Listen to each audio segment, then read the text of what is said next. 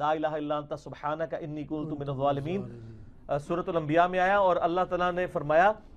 سورہ الصفات میں، اگر یونس اس دعا کے ساتھ ہمیں یاد نہ کرتا، ہائے ہائے ہائے،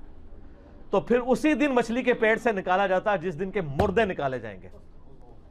یعنی قیامت تک، یعنی وہ مچھلی یونس کی قبر بن جاتی اگر وہ یہ دعا نہ کرتا۔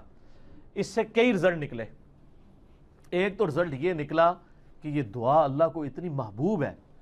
کہ وہ اللہ جس کا جلال اتنا ہے کہ وہ اپنے پیغمبر کو بھی کہہ رہا ہے کہ تو نے قیامت والے دن ہی نکلنا تھا،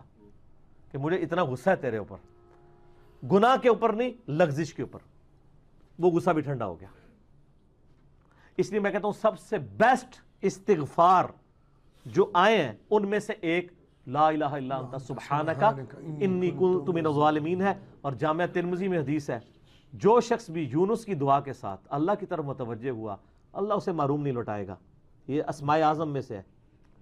اور قرآن میں بھی ہے کذالک ننجی المؤمنین، مومنین کو بھی ہم نجات دیں گے جو یہ یونس کی طرح دعا مانگے گا۔ یہ تو قرآن میں بھی ذکر ہے۔ لا اچھا اس کے دیکھیں ترجمہ کتنا پیارا ہے، لا الہ الا انت، کوئی معبود نہیں سوائے تیرے، سبحانک، اللہ تو غلطیوں سے پاک ہے، انی کنت من الظالمین، میں تو انسان ہوں، غلطیاں کروں گا۔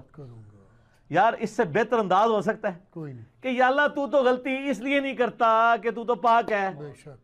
تو پاک تو صرف تو ہے، مخلوق تو اس لیول پہ پاک ہو نہیں سکتی جی، اس لیے، ورنہ تو ہم مخلوق کو بھی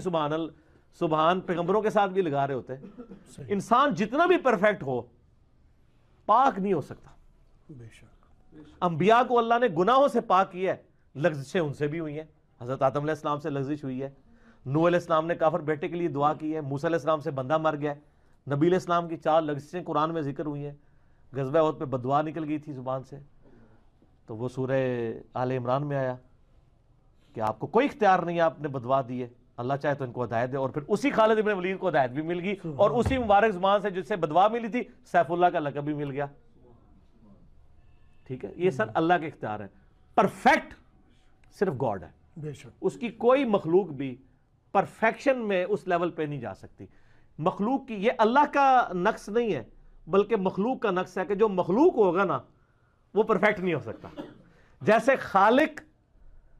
ہمیشہ سے ہے، مخلوق ہمیشہ سے ہو ہی نہیں سکتی۔ بے شک وہ کہتے ہیں نا، اکثر لوگ سوال کرتے ہیں کہ اللہ تعالیٰ اپنے ساتھ کا ایک اور خدا پیدا کر سکتا ہے، ہم کہتے ہیں یہ محال ہے، اس لیے کہ جو پیدا ہوگا وہ خدا ہوگا ہی نہیں، بے شک جو پیدا ہو گیا تو خدا کون ہے؟ لم یلد ولم یولد۔